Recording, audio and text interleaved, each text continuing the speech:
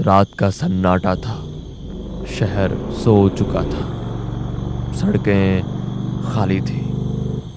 सिर्फ इक्का दुक्का गाड़ी ही गुजर रही थी। रात का अंधेरा घना था। ठंडी हवाएं उसके चेहरे से टकरा रही थी। वो अपनी बाइक पर घर के लिए निकला था।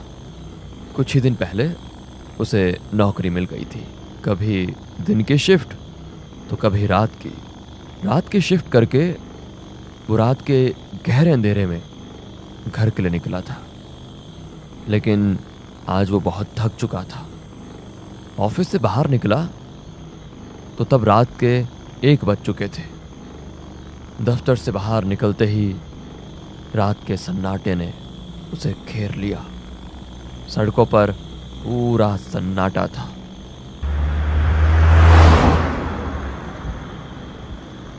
दूर दूर तक कोई नहीं दिखता था। दिन में जो गाड़ियों की आवाजाही रहती थी, रात में वो कहीं नहीं थी। रोड खाली होने की वजह से उसे अपनी गति पर नियंत्रण ही नहीं था। कभी किसी गाड़ी के हॉर्न की आवाज़ पीछे से आती और फिर सन्नाटा रात के अंधेरे में पूरी तरह छा जाता। कुछ देर के बाद निखिल ने मेन हाईवे छोड़कर कच्चा रास्ता पकड़ लिया। ये रास्ता और भी सुनसान था। रास्ता बिल्कुल एक काले सांप की तरह लग रहा था और सन्नाटा तो और भी डरावना लग रहा था। लेकिन कोई चारा भी तो नहीं था। नौकरी चाहिए तो नाइट शिफ्ट में तो काम करना ही पड़ता है। रास्ता सुनसान होने के कारण वो रास्ते के बीच से गाड़ी चला रहा था। तभी कुछ देर में ही उसका अकेलापन दूर हो गया। उसे पीछे से आती हुई गाड़ी का हॉर्न सुनाई दिया। उसने उस गाड़ी को साइड दे दी। इसी बीच एक कपल बाइक पर उसे ओवरटेक करके चला गया। शायद वो पति पत्नी थे।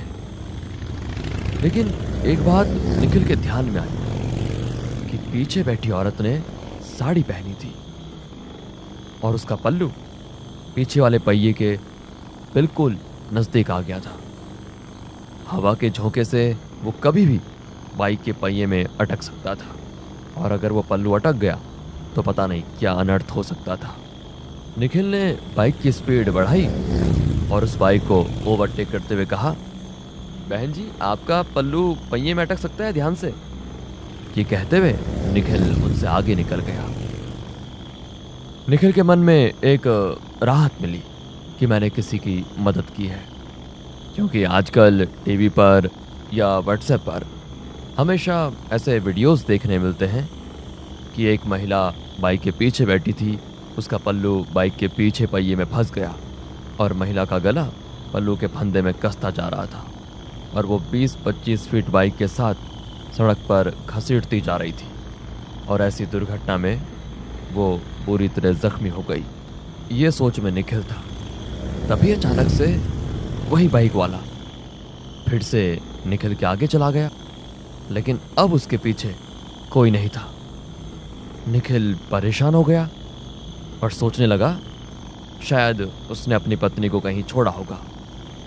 लेकिन हाईवे पर तो कहीं बाहर जाने का रास्ता ही नहीं था। कहाँ गई होगी उसकी बीवी?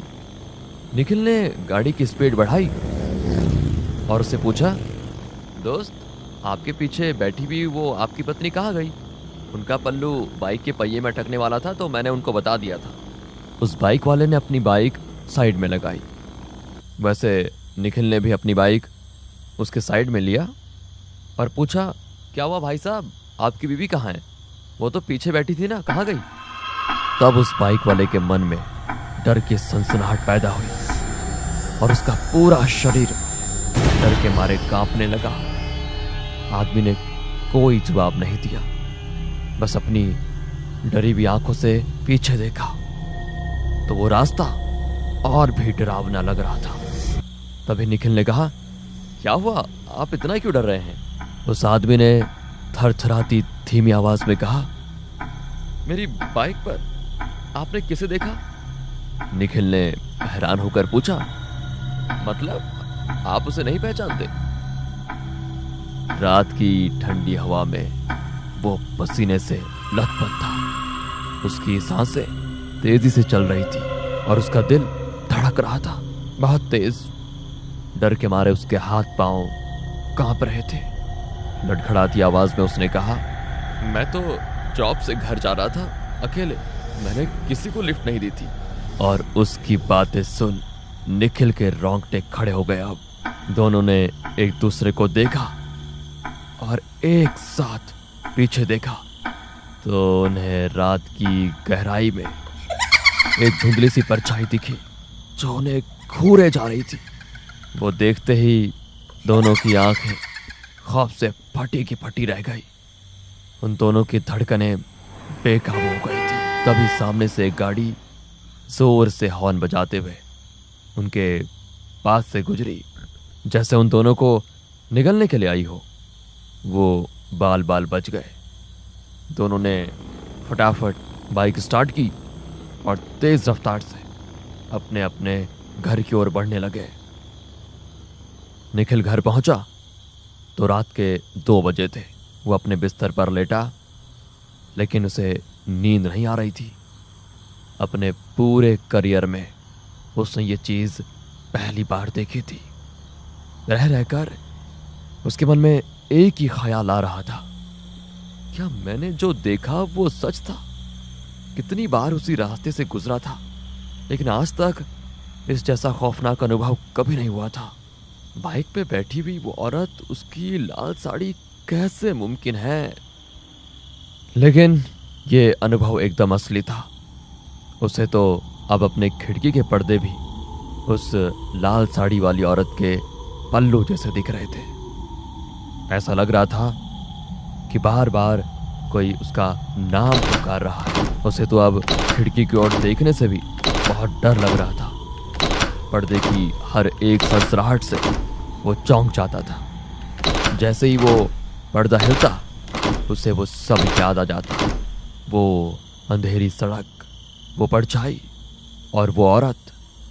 निखिल उठा और उसने खिड़की बंद कर दी। जैसे ही वो मुड़ा, उस औरत ने निखिल के ऊपर छलांग लगाई। निखिल डर के मारे पूरा चिल्लाने लगा। ओह, देखा तो ये सपना था। उसने सोचा, शायद मैं ही ज्यादा सोच रहा हूं, और सो गया। लेकिन वो चैन की नींद नहीं थी। वो डर उसके मन में गहरे तरीके से बैठ गया था। 2 दिन तो वो काम पर भी नहीं गया, लेकिन वो जानता था कि वो कितने दिन तक डर से भाग सकता था। तीसरे दिन वो काम पे गया, लेकिन उसका ध्यान काम में नहीं था। बार बार वो घड़ी देख रहा था। 12:30 बज गए, शिफ्ट खत्म हो गई और वो अपनी बाइक पर बैठा, लेकिन उसके पैर कांपने लगे। सोच सोच में वो कब हाईवे से निकलकर उस कच्चे रास्ते पर आया, ये उसे पता ही नहीं चला। अब उसे ज्यादा डर लगने लगा था। उसे सब याद आने लग गया था कि तभी पीछे एक गाड़ी का हॉर्न सुनाई दिया। निखिल के रोंगटे खड़े हो गए। क्या वो औरत फिर से उस आदमी के पीछे बैठी हुई होगी?